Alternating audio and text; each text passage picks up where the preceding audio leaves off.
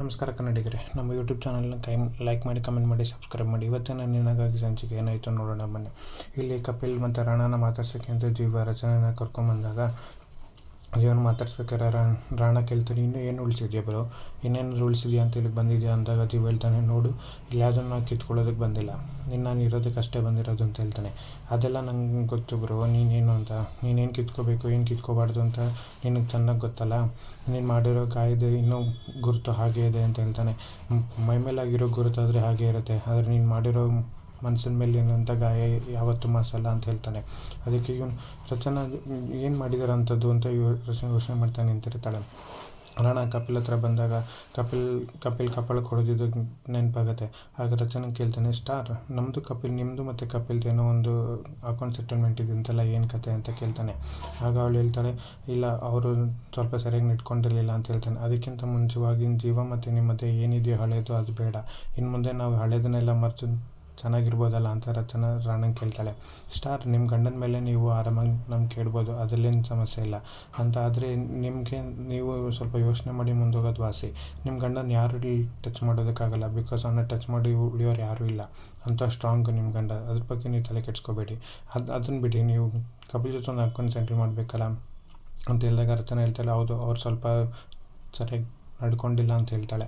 ಅದಕ್ಕೆ ರಾಣ ಹೇಳ್ತಾನೆ, ಇಲ್ಲೇ ಇವತ್ತಿಗೆ ಇಬ್ಬರು ಸಾರಿ ಕೇಳ್ಕೊಂಬಿಡಿ, ಇವತ್ತೇ ಇಬ್ಬರು ಕಾಂಪ್ರ ಆಗಬೇಕು, ಸುಮ್ಮನೆ ಇದನ್ನು ಜಗಳನ್ನ ಡ್ರ್ಯಾಗ್ ಮಾಡೋದು ಸರಿಯಲ್ಲ ಅಂತ ರಾಣ ಹೇಳ್ತಾನೆ. ಅದಕ್ಕೆ ರಚನೆಗೆ ಮನಸ್ಸಿಗೆ ಒಪ್ಪೋದಿಲ್ಲ. ಅದೇ ಜೀವ ಏನು ಹೇಳ್ತಾರೆ, ಅವನಿಗೆ ಸಿಟ್ಟು ಬರ್ತಾ ಇರೋದು, ಅದು ಸಿಟ್ಟನ್ನ ಕಂಟ್ರೋಲ್ ಮಾಡ್ಕೊಂಡಿರ್ತಾನೆ. ಕಪಿಲ್ ಸಾರಿ ಅಂತ ಕೇಳ್ತಾನೆ. ಅದಾದಮೇಲೆ ರಚನಾ ಆಗಿದ್ದನ್ನೆಲ್ಲ ನೀವು ಮರ್ತ್ಬಿಡಿ, ಯಾವುದನ್ನು ಮನಸ್ಸಲ್ಲಿ ಇಟ್ಕೋಬೇಡಿ ಅಂತ ಕಪಿಲ್ಗೆ ಹೇಳಿ ಅಲ್ಲಿಂದ ಹೊರಟ್ಬಿಡ್ತಾಳೆ. ಬಿಕಾಸ್ ಅವಳಿಗೆ ಅಲ್ಲಿ ನಿಂತ್ಕೊಳ್ಳೋದಕ್ಕಾಗಲ್ಲ, ಬಿಕಾಸ್ ಅವಳು ತಪ್ಪಿಲ್ಲದೆ ಹೋದ್ರೂ ಅವಳು ಅವನಿಗೋಸ್ಕರ ಸಾರಿ ಕೇಳಿದ್ಲು. ಯಾಕೆ ಜೀವನಿಗೋಸ್ಕರ ಸಾರಿ ಕೇಳಿದ್ಲು. ಸಾರಿ ಕೇಳಿ ಅಲ್ಲಿಂದ ಆಚೆ ಬರ್ತಾಳೆ ರೂಮಿಂದ.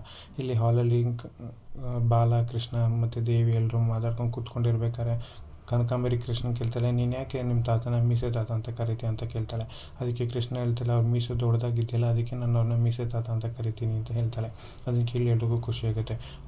ಹಿಂಗಾರೆ ನಿಮ್ಮ ತಾತನ ನೀನು ಮುಂಚೆ ನೋಡಿದ್ಯಾ ಅಂತ ಕೇಳಿದಾಗ, ತಾತ ಅವಾಗ ನಮ್ಮ ಫುಡ್ ಟ್ರಕ್ ಹತ್ರ ಬರ್ತಾಯಿದ್ರು, ಬಂದು ನಮ್ಮ ಬೇಬಿ ಮಾಡೋ ತಿಂಡಿ ಅಂದರೆ ಅವ್ರಿಗೆ ತುಂಬ ಇಷ್ಟ, ಅವ್ರು ಅದನ್ನು ತಿನ್ಕೊಂಡು ಹೋಗ್ತಾಯಿದ್ರು ಅಂತ ಹೇಳ್ತಾಳೆ ಕೃಷ್ಣ. ಆಗ ಕನಕಾಂಬರಿ, ನೋಡ್ತಾ ದೇವಿ, ನಿಮ್ಮ ದೊಡ್ಡಪ್ಪ ಅವಾಗ ಹೋಗಿ ನಿಮ್ಮ ಅಣ್ಣನ ಟಚ್ಚಲ್ಲಿದ್ದರು, ಆದರೂ ನಮ್ಗೆ ಯಾರಿಗೂ ಇದು ಗೊತ್ತಿರಲಿಲ್ಲ, ಏನೇನು ಮಾತಾಡಿದಾರೋ ಏನು ಕತೆನೋ ಗೊತ್ತಿಲ್ಲ ಅಂತ ಕನಕಾಂಬರಿ ಅನ್ಕೋತಾಳೆ. ಹಾಗೆ ಕೃಷ್ಣನ ಕೇಳ್ತಾಳೆ, ತಾತ ಬೇಬಿ ಹತ್ರ ಏನು ಮಾತಾಡ್ತಿದ್ರು ಅಂತ ಕೇಳಿದಾಗ ಕೃಷ್ಣ ಹೇಳ್ತಾಳೆ, ಇಲ್ಲ ನಮ್ಮ ಜೊತೆ ಅವ್ರೇನು ಮಾತಾಡ್ತಿರಲಿಲ್ಲ, ಅದೇ ಬೇಬಿನ ದೂರ ಕರ್ಕೊಂಡೋಗಿ ಅವ್ರ ಹತ್ರ ಮಾತಾಡ್ಕೊಂಡು ಬರ್ತಾಯಿದ್ರು, ಅವ್ರೇನು ಮಾತಾಡ್ತಿದ್ರು ಅಂತ ನಮಗೆ ಕೇಳಿಸ್ತಿರ್ಲಿಲ್ಲ ಅಂತ ಕೃಷ್ಣ ಹೇಳ್ತಾಳೆ. ಅದಕ್ಕೆ ಕೃಷ್ಣ ಅವಾಗ ಕನಕಾಂಬರಿ ಅವಳು ಕೇಳೋ ಪ್ರಶ್ನೆಗೆ ಉತ್ತರ ಕೊಡೋಕ್ಕೂ ಮುಂಚೆನೇ ಕೃಷ್ಣ ಬಾಯಲ್ಲಿ ಸಾಕು ಮಾತಾಡೋದು, ಅವ್ರನ್ನೆಲ್ಲ ಇನ್ನಷ್ಟು ಮಾತಾಡಿದ್ರೆ ತಾತನ ನೆನಪಾಗಿ ಅವ್ರಿಗೆ ಬೇಜಾರಾಗುತ್ತೆ, ಸಾಕು ಅಂತ ಹೇಳ್ತಾನೆ. ಇಲ್ಲಿ ಸಂಜೀವ ನಮ್ಮನ್ನು ತಲೆ ಕರ್ಕೊಂಡು, ನಾನು ಹೂವು ಇಲ್ಲಿ, ನಾನು ಕುಂಕುಮ ಇಲ್ಲಿ, ಯಾಕೆಲ್ಲ ಕಿತ್ಕೊಂಡಿದ್ದೀರಾ, ನೀವು ಕಿತ್ಕೊಂಡು ಸರಿಯಲ್ಲ, ಕೊಡಿ ನಂಗೆ ವಾಪಸ್ಸು ಅಂತ ಕಿತ್ಕೋತಾ ಇರ್ತಾಳೆ. ಇವಳು ಯಾಕೆ ಹಿಂಗೆ ಕಿತ್ಕೋತಾ ಇದ್ದಾರೆ ಅಂತ ಗೊತ್ತಾಗೋದಿಲ್ಲ. ಯಾಕೆಂದರೆ ಅವಳು ಆಲ್ರೆಡಿ ಗಂಡ ಸತ್ತಿರೋದು ಅಂತ ಈಗ ತಾನೇ ಮಾತಾಡಿದ್ರು, ಆಗಲಿ ಇನ್ನೊಂದು ಕ್ಷಣಕ್ಕೆ ನನ್ನ ಕುಂಕುಮ ನಾನು ಹೂವು ಕೊಡಿ ಅಂತ ಕೇಳ್ತಾ ಇದ್ದಾರೆ. ಅದೇ ಸಮಯಕ್ಕೆ ರಚನಾ ರಾಣ ರೂಮಿಂದ ಆಚೆ ಬಂದಾಗ ಅವಳಿಗೆ ದಾರಿ ಗೊತ್ತಾಗ್ದಲೆ ಅವ್ರ ಅತ್ತೆ ರೂಮ್ ಕಡೆ ಬರ್ತಾಳೆ.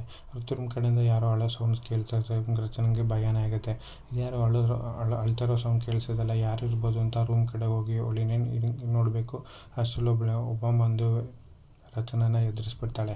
ಹಂಗೆ ನೋಡಿದ್ರೆ ಅವಳನ್ನ ನೋಡ್ಕೊಳ್ಳೋಕ್ಕೆ ಅಂತ ಒಬ್ಬಳು ಲೇಡಿನ ನೇಮಕ ಮಾಡಿರ್ತಾರೆ. ಆ ಲೇಡಿ ಬಂದು, ನೀವು ಇಲ್ಲಿ ಹೋಗ್ಬಿಡಿ, ಈ ದಾರಿ ನಿಮ್ಮದಲ್ಲ, ಆ ಕಡೆ ಇರೋದು ನಿಮ್ಮ ದಾರಿ ಅಂತ ಹೇಳ್ತಾಳೆ. ಅದು ಹೇಳಿದ್ದು ಕೇಳಿ ರಚನೆಗೆ ಭಯನೇ ಆಗುತ್ತೆ, ಇವ್ರು ಯಾಕೆ ಈ ಥರ ಹಿಂಗೆ ಬಂದು ನನ್ನ ಎದುರಿಸ್ತಾ ಇದ್ದಾರೆ ಅಂತ. ಇಲ್ಲ, ಇಲ್ಲಿ ಯಾರೋ ಅಳೋ ಸೌಂಡ್ ಕೇಳಿಸ್ತು, ಅದಕ್ಕೆ ನಾನು ಈ ಕಡೆ ಬಂದೆ ಅಂತ ರಚನೆ ಹೇಳ್ತಾಳೆ. ಯಾರು ಇಲ್ವಲ್ಲ, ನಾನು ಪಾತ್ರೆ ಎತ್ತಾಕಿದ್ದು ಸೌಂಡ್ ಅಷ್ಟೇ, ಬೇಕಾದ್ರೆ ಕೇಳಿಸ್ಕೊಳ್ಳಿ ಅಂತಂದು ಕೇಳಿಸ್ಕೊತಾಳೆ. ಅವಾಗ ಸೌಂಡ್ ಬರೋದಿಲ್ಲ. ಅಲ್ಲಿಂದ ನಿಮ್ಮ ದಾರಿ ಆ ಕಡೆ ಇದೆ, ನೀವು ಆ ಕಡೆ ಹೋಗಬೇಕು ಅಂತ ರಚನೆ ಕಳಿಸ್ತಾಳೆ. ರಚನಾ ಒಂದು ಹೆಜ್ಜೆ ಆ ಕಡೆ ಇಟ್ಟು ನೋಡೋಷ್ಟಲ್ಲ ಅವಮ್ಮ ಈ ಕಡೆ ಇರೋದೇ ಇಲ್ಲ. ರಚನೆಗೆ ಫುಲ್ ಭಯ ಆಗುತ್ತೆ, ಅಲ್ಲಿಂದ ಫಸ್ಟ್ ಹೋದರೆ ಸಾಕಪ್ಪ ಅಂತ ಅಲ್ಲಿಂದ ಹೋಗ್ತಾಳೆ. ಅಲ್ಲಿ ಕನಕಾಂಬರಿ ಕೇಳೋ ಪ್ರಶ್ನೆಗೆ ಕೃಷ್ಣ ಪ್ರತ್ಯುತ್ತರವಾಗಿ ಕೊಡೋದಲ್ಲ, ಕೃಷ್ಣನೇ ಕನಕಾಂಬರಿಗೆ ಪ್ರಶ್ನೆ ಕೇಳ್ತಾಳೆ, ಇಷ್ಟೆಲ್ಲ ಇದೆ, ನಮ್ಮ ಬೇಬಿನ ಯಾಕೆ ಮನೆಯಿಂದ ಆಚೆ ಹಾಕಿದ್ರಿ ನೀವು, ಅವ್ರು ಏನು ತಪ್ಪು ಮಾಡಿದ್ದಾರೆ ಅಂಥದ್ದು ಅಂತ ಮನೆಯಿಂದ ಆಚೆ ಹಾಕಿದ್ರಿ ಅಂತ ಕೇಳ್ತಾಳೆ. ಅದಕ್ಕೆ ಅವ್ರು ಕನಕಾಂಬರಿ ಉತ್ತರ ಕೊಡೋಕ್ಕಾಗದೆ ಕೋಪದಿಂದ ನೋಡ್ತಿದ್ದಾಳೆ. ಕೃಷ್ಣ ಬಾಯ್ಲಿ, ಹಂಗೆಲ್ಲ ಹೇಳಬಾರ್ದು, ಈಗ ಬೇಬಿಗೂ ಕೋಪ ಬರುತ್ತಲ್ಲ, ಕೋಪ ಬಂದಾಗ ಬೇಬಿ ಏನು ಮಾಡ್ತಾರೆ, ಸುಮ್ಮನೆ ಸೈಲೆಂಟಾಗಿ ಆಚೆ ಹೊರಟೋಗ್ತಾರಲ್ಲ, ಹಂಗೆ ಇಲ್ಲೂ ಏನೋ ಒಂದು ಜಗಳ ಆಗಿರೋದಕ್ಕೆ ಬೇಬಿ ಆಚೆ ಬಂದಿರ್ತಾರೆ ಅಂತ ಕೃಷ್ಣ ಹೇಳಿ ಕೃಷ್ಣನ ಸಮಾಧಾನ ಮಾಡ್ತಾನೆ. ಇಲ್ಲಿ ರಚನಾ ಅಲ್ಲಿಂದ ಹಾಲಿಗೆ ಬರ್ತಾಳೆ. ಹಾಲಿಗೆ ಬಂದಾಗ ಅವಳು ಮುಖ ಡಲ್ಲಾಗಿರೋದು ನೋಡಿ ದೇವಿ ಅದಕ್ಕೆ ಯಾಕೆ ಹೀಗಿದ್ದೀರಾ, ಏನಾರು ಆಯಿತಾ, ಇವಾಗ ಹಿಂಗೆ ಡಲ್ಲಾಗಿದ್ದೀರಾ ಅಂತ ಕೇಳ್ತಾಳೆ. ಅದಕ್ಕೆ ರಚನಾ ಹಾಗೇನಿಲ್ಲ, ಹಾಗೇನು ಡಲ್ಲಾಗಿಲ್ಲ ಅಂತ ಹೇಳ್ತಾಳೆ. ಆಗ ಕನಕಾಂಬರಿ ಹೇಳ್ತಾಳೆ, ಹೋಗಮ್ಮ ದೇವಿ, ಎಲ್ಲರನ್ನೂ ಪರಿಚಯ ಮಾಡಿಸು, ಮನೆಯೆಲ್ಲ ತೋರಿಸು ಅಂತ ದೇವಿಗೆ ಹೇಳ್ತಾಳೆ. ಸರಿ ಅಮ್ಮ, ಸರಿ ಆಯಿತು, ನಾನು ಕರ್ಕೊಂಡೋಗಿ ತೋರಿಸ್ತೀನಿ ಅಂತ ಹೇಳಿ ದೇವಿ ಮತ್ತು ರಚನಾ ಇಬ್ಬರು ಮನೆಯೆಲ್ಲ ನೋಡಿಕೊಂಡು ಮನೆಯಲ್ಲಿರೋ ಜನರನ್ನ ಮಾತಾಡಿಸ್ಕೊಂಡು ಕೆಲಸದನ್ನೆಲ್ಲ ಮಾತಾಡ್ಸ್ಕೊಂಬರೋಕ್ಕೆ ಅಂತ ಕರ್ಕೊಂಡು ಹೋಗ್ತಾಳೆ. ಇಲ್ಲಿ ಕರ್ಕೊಂಡೋದ್ಮೇಲೆ ಇಲ್ಲಿ ಜೀವ, ರಾಣ ಮತ್ತು ಕಪಿಲ್ ರೂಮಲ್ಲಿ ಇರ್ತಾರೆ. ಜೀವ ಮತ್ತು ರಾಣಂಗೆ ಹೇಳ್ತಾನೆ, ನೋಡು ರಾಣ, ನಾನು ಇಲ್ಲಿ ಬಂದಿರೋದು ಇರೋದಕ್ಕಷ್ಟೇ.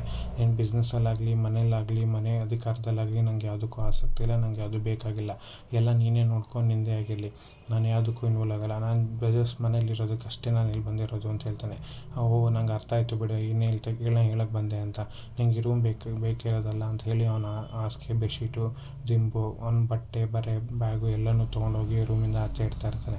ಆಚೆ ಇಡ್ಬೇಕಾದ್ರೆ ಜೀವನ್, ರಾಣ ನಿಂತ್ಕೊ, ನಾನು ಇಲ್ಲಿ ಬಂದಿರೋದು ಯಾವುದನ್ನು ಬದಲಾಯಿಸೋದಕ್ಕಲ್ಲ, ಹೇಗಿದೆಯೋ ಅದು ಹಾಗೆ ಇರಬೇಕು. ಇದು ನಿನ್ನ ರೂಮಾಗೆ ಇರಲಿ, ನಾನು ಬೇರೆ ರೂಮಲ್ಲಿ ಇರ್ತೀನಿ. ನಾನು ಇಲ್ಲಿ ಬಂದಿರೋದಕ್ಕೆ, ಇಲ್ಲಿ ಬಂದೆಲ್ಲನೂ ಬದಲಾಯಿಸೋದಕ್ಕೆ ಬಂದಿರೋನಲ್ಲ. ನೀನು ಇಲ್ಲಿ ಏನೂ ಬದಲಾಯಿಸ್ಕೊಳ್ಳೋಂಥ ಅವಶ್ಯಕತೆ ಇಲ್ಲ. ನಿಂಗೆ ಮತ್ತೆ ಹೇಳ್ತಿದ್ದೀನಿ, ನನಗೆ ಯಾವುದು ಇಲ್ಲಿರೋದು ಬೇಕಿಲ್ಲ. ನಾನು ಏನು ಬಂದಿರೋದು ನಮ್ಮ ಜಸ್ಟ್ ಇರೋದಕ್ಕಷ್ಟೇ ನಾನು ಇಲ್ಲಿ ಬಂದಿರೋದು. ಏನೇನಿದೆಯೋ ಅದೆಲ್ಲ ಹಾಗೆ ಇರಲಿ ಅಂತ ಹೇಳ್ತಾನೆ. ಇಲ್ಲಿ ದೇವಿ ಫಸ್ಟ್ ರಚನೆನ ಅಡುಗೆ ಮನೆಗೆ ಕರ್ಕೊಂಬರ್ತಾಳೆ. ಅಡುಗೆ ಮನೆಗೆ ಕರ್ಕೊಂಬಂದು ಫ್ರಿಜ್ಜಲ್ಲಿರೋಂಥ ಸ್ವೀಟ್ ಕೊಟ್ಟು, ಅದಕ್ಕೆ ನೀವು ಮನೆಗೆ ಬಂದಿದ್ದ ಖುಷಿಗೆ ಫಸ್ಟ್ ನಿಮ್ಮ ಸ್ವೀಟ್ ಪದಾರ್ಥನೇ ಆಗಿರಬೇಕು, ಅದು ಸಿಹಿ ಪದಾರ್ಥ ಮೈಸೂರು ಪಾಕ್ ಆಗಿರಬೇಕು ಅಂತ ಮೈಸೂರು ಪಾಕ್ನ ರಚನೆಗೆ ತಿನ್ನಿಸ್ತಾಳೆ. ಅದೇ ಸಮಯಕ್ಕೆ ಕೃಷ್ಣ ಮತ್ತು ಬಾಲ ಬರ್ತಾರೆ. ಬಾಲ ಬಂದಾಗ ದೇವಿ ಕೃಷ್ಣಂಗೂ ಸ್ವೀಟ್ ಕೊಡೋಕೆ ಹೋದಾಗ, ಮಕ್ಕಳು ತುಂಬ ಸ್ವೀಟ್ ತಿನ್ನಬಾರ್ದು ಅಂತ ಹೇಳಿದ್ದಾರೆ ಬೇಬಿ ಅಂತ ಹೇಳಿದಾಗ, ಏನಕ್ಕೆ ನೀವು ಫಿಲಮ್ ಡೈಲಾಗ್ಗಳನ್ನ ಕೃಷ್ಣಂಗೂ ಕಲಿಸಿದ್ದೀರ ಅಂತ ದೇವಿ ಕೇಳ್ತಾಳೆ. ಆಗ ರಚನಾ, ಅಯ್ಯೋ ಹಂಗೇನಿಲ್ಲ ಅಂತ ಹೇಳ್ತಾಳೆ. ಇಲ್ಲಿ ಕನಕಾಂಬರಿ ಹೇಳ್ತಾಳೆ, ಮೊದಲನೇ ಸಲ ಸೊಸೆ ಮನೆಗೆ ಬಂದಿದ್ದಾಳೆ, ಹಾಲುಗ್ಸೋದು ಸಂಪ್ರದಾಯ ಅಂತ ಹೇಳ್ತಾರೆ. ಆದರೆ ದೊಡ್ಡಪ್ಪ ಇಲ್ದೇ ಇರೋದು ಹೇಗಮ್ಮ ಅಂತ ದೇವಿ ಕೇಳಿದ್ದಕ್ಕೆ, ಅದೇ ನಮ್ಮ ಮನಸ್ಸಲ್ಲಿ ಹಾಲುಗ್ಸ್ತಾ ಇರೋದು ಒಳ್ಳೆಯ ಉದ್ದೇಶಕ್ಕಲ್ಲ, ಬರೀ ಎಲ್ಲ ಒಳ್ಳೇದಾಗಲಿ ಅನ್ನೋ ಕಾರಣಕ್ಕೆ ಅಂತ. ಆದರೆ ಏನು ಶಾಸ್ತ್ರ ಅಂದ್ಕೊಂಡು ಮಾಡೋದಲ್ದೇ ಮನಸ್ಸು ಖುಷಿಗಾರು ಮಾಡ್ಬೋದು ಅಂತ ಹೇಳ್ತಾಳೆ. ಸರಿ ಆಯಿತು ಬನ್ನಿ ಅಂತ ಕರ್ಕೊಂಡು ದೇವಿ ಮತ್ತು ರಚನಾ ಇಬ್ಬರು ಅಡುಗೆ ಮನೆ ಕಡೆ ಹೋಗ್ತಿರ್ತಾರೆ. ಹೋಗ್ಬೇಕಾದ್ರೆ ಕೃಷ್ಣ, ನಾನು ಬರ್ತೀನಿ ಅಂತ ಹೇಳ್ತಾಳೆ. ಅದಕ್ಕೆ ರಚನಾ, ಸ್ವಲ್ಪ ಹೊತ್ತು ಬಾಲಮ್ಮನ ಜೊತೆ ಆಟಾಡ್ತಾರೋ, ನಾನು ಹೋಗಿ ಹಾಲು ಬರ್ತೀನಿ ಅಂತ ಹೇಳಿ ರಚನಾ ಮತ್ತು ದೇವಿ ಅಡುಗೆ ಮನೆಗೆ ಹೋಗ್ತಾರೆ. ಇಲ್ಲಿ ಜೀವ ಹೇಳೋದಕ್ಕೆ ರಾಣ, ಜೀವನ ಬಾ, ನಿನಗೆ ಇನ್ನೊಂದು ತೋರಿಸ್ಬೇಕು ಅಂತ. ಎಲ್ಲಿ ಕರ್ಕೊಂಡು ಹೋಗ್ತಿದ್ದೆ ಅಂತ ಕೇಳಿದಾಗ, ಬಾ ನನಗೆ ಇಂಪಾರ್ಟೆಂಟ್ ತೋರಿಸ್ಬೇಕು ಅಂತ ಹೇಳಿ ಒಂದು ಸ್ಟೋರ್ ರೂಮ್ ಕಡೆ ಹೋಗ್ತಾನೆ. ಆ ಸ್ಟೋರ್ ರೂಮ್ ಕಡೆ ಹೋದಾಗ ಸ್ಟೋರ್ ರೂಮ್ನ ತೆಗೆದು ಒಳಗೆ ಹೋಗ್ತಾನೆ. ಇಲ್ಲಿ ಕಪಿಲ್ ಕೂಡ ಬಂತು ಅದೇ ನಿಂತ್ಕೊಂಡು ನೋಡ್ತಿರ್ತಾರೆ, ಅಣ್ಣ ಏನು ತೋರಿಸ್ತಾನೆ ಅಂತ. ಸ್ಟೋರ್ ರೂಮ್ ಒಳಗೆ ಹೋದಾಗ ರಾಣ ಹೇಳ್ತಾನೆ, ಇದು ಸ್ಟೋರ್ ರೂಮ್ ಅಲ್ಲ, ಇದು ನನ್ನ ಮೆಮೊರಿ ರೂಮ್, ಇದರಲ್ಲಿ ಇರೋದೆಲ್ಲ ನನ್ನ ಮೆಮೊರೀಸೆ, ನನಗೆ ಇದೆಲ್ಲ ನೆನಪಿದೆ. ಬಾಯಿಲಿಂದ ಪೆಟ್ಟಿಗೆನ ಓಪನ್ ಮಾಡಿ ಅದರಲ್ಲಿ ಶೀಲ್ಡನ್ನು ತೋರಿಸ್ತಾನೆ. ಈ ಶೀಲ್ಡ್ ತೊಗೊಂಡಿರ್ಬೇಕಾದ್ರೆ, ಇದನ್ನು ನಿನಗೆ ಓದಿದ್ದಕ್ಕೆ ಫಸ್ಟ್ ಕ್ಲಾಸ್ ಬಂದಿದ್ದಕ್ಕೆ ನಿನಗೆ ಈ ಶೀಲ್ಡ್ ಕೊಟ್ಟರು. ಅದೇ ನಾನು ಇದರಲ್ಲಿ ಸರಿಯಾಗಿ ಓದಿಲ್ಲ ಅಂತ ಅಪ್ಪ ನನಗೆ ಬಾಯಿ ಬಂದಂಗೆ ಬೈದರು. ಅದಾದಮೇಲೆ ನಿನಗೆ ಅಂತ ಬೆಲ್ಟ್ ಎಲ್ಲನೂ ಮಾಡ್ತಿದ್ರು, ಆದರೆ ನನಗೆ ಎಲ್ಲನೂ ಬೈತಿದ್ರು. ಏನೋ ಕೋಪ ಬಂದು ನನಗೆ ಬೆಲ್ಟ್ ತೊಗೊಂಡು ಬಾಸುಂಡೆ ಬರೋಂಗೆ ಹೊಡಿತಾಯಿದ್ರು. ಅದೇ ನಿನಗೆ ಎಲ್ಲರೂ ಪ್ರೀತಿ ಮಾಡ್ತಾಯಿದ್ರು. ನೀನು ಮಾತ್ರ ಸರಿಗಿದೆ, ನಾನು ಸರಿ ಇಲ್ಲ ಅನ್ನೋ ಥರನೇ ಆಡ್ತಾಯಿದ್ರು. ಇದು ನಿಂಗೆ ನೆನಪಿದೆ, ಇದು ಮೆಡಲ್, ನೀನು ಫಸ್ಟ್ ಕ್ಲಾಸ್ ಬಂದಿದ್ದಕ್ಕೆ ನಿಂಗೆ ಮೆಡಲ್ ಹಾಕಿದ್ರು. ಅದೇ ನನಗೆ ಮೆಡಲ್ ಬಂದೇ ಹೋಗಿದ್ದಕ್ಕೆ ನನಗೆ ಎಲ್ಲರೂ ಬಾಯಿಗೆ ಬಂದಂಗೆ ಬೈದು ಅವಮಾನ ಮಾಡ್ತಾಯಿದ್ರು. ಇದೆಲ್ಲ ನನಗೆ ಅಪ್ಪ ಮಾಡಿರೋದಲ್ವಾ ಸಾಕು ಅಂತ ರಾಣಂಗೆ ಇದನ್ನೆಲ್ಲ ಹೇಳ್ತಾ ಅವ್ನ ಕೋಪ ಆಚೆ ಬರ್ತಾ ಇರುತ್ತೆ. ಅವ್ನ ಕೋಪ ಆಚೆ ಬರೋದನ್ನು ಜೀವ ತಾಳ್ಮೆಯಿಂದ ನೋಡ್ತಿರ್ತಾನೆ. ಇಲ್ಲಿ ದೇವಿ ಅಡುಗೆ ಮನೆಗೆ ಕರ್ಕೊಂಬರ್ತಾಳೆ. ಅಡುಗೆ ಮನೆಗೆ ಕರ್ಕೊಂಬಂದು, ಇದೇ ನಮ್ಮ ಪಾಕಶಾಲೆ ನೋಡಿ ಅದಕ್ಕೆ ಅಂತ ಹೇಳ್ತಾಳೆ. ಅದಕ್ಕೆ ರಚನೆ ಎಷ್ಟು ನೀಟಾಗಿ ಮೇಂಟೈನ್ ಮಾಡಿದಾರಲ್ಲ, ಎಷ್ಟು ಕ್ಲೀನಾಗಿದೆ ಅಂತ ರಚನೆ ಖುಷಿ ಪಡ್ತಾಳೆ ಅಡುಗೆ ಮನೇನ ನೋಡಿ. ಸರಿ, ನಾವು ಹಾಲುಗ್ಸೋಕೆ ಏನಾರು ಮಾಡೋಣ ಅಂತ. ನಿಮ್ಗೆ ಚೈನೀಸ್ ಇಂಡಿಯನ್ ಇಷ್ಟನ ಮತ್ತು ಇಟಾಲಿಯನ್ ಇಷ್ಟ ಅಂದಾಗ, ನನಗೆ ಇಂಡಿಯನ್ನೇ ಇಷ್ಟ. ಇಂಡಿಯನ್ನೆಲ್ಲ ನಮ್ಮ ಕರ್ನಾಟಕದ ಊಟ ಅಂದರೆ ನನಗೆ ತುಂಬ ಇಷ್ಟ ಅಂತ ರಚನೆ ಹೇಳ್ತಾಳೆ. ಹೌದಾ ಅದಕ್ಕೆ ನೀವು ನಿಜ ಹೇಳ್ತಿದ್ದೀರಾ ಅಂತ ಹೇಳಿ ಕೃಷ್ಣ ದೇವಿ, ನಾನು ಸ್ವಲ್ಪ ಹೊತ್ತು ಬರ್ತೀನಿ ಅದಕ್ಕೆ ಅಂತ ಹೇಳಿ ಅಲ್ಲಿಂದ ಹೊರಡ್ತಾಳೆ. ರಚನಾ ಖುಷಿ ಪಡ್ತಾ ಅಡುಗೆ ಮನೆಯಲ್ಲಿ ಹಾಗೆ ನಿಂತು ಬಿಡ್ತಾಳೆ. ಅವಳಿಗೆ ಮನೆಗೆ ಬಂದಿದ್ದು ತುಂಬ ಖುಷಿಯಾಗಿರುತ್ತೆ. ಮುಂದಿನ ಬಗ್ಗೆ ಏನಾಗುತ್ತೆ ಕಾದು ನೋಡೋಣ.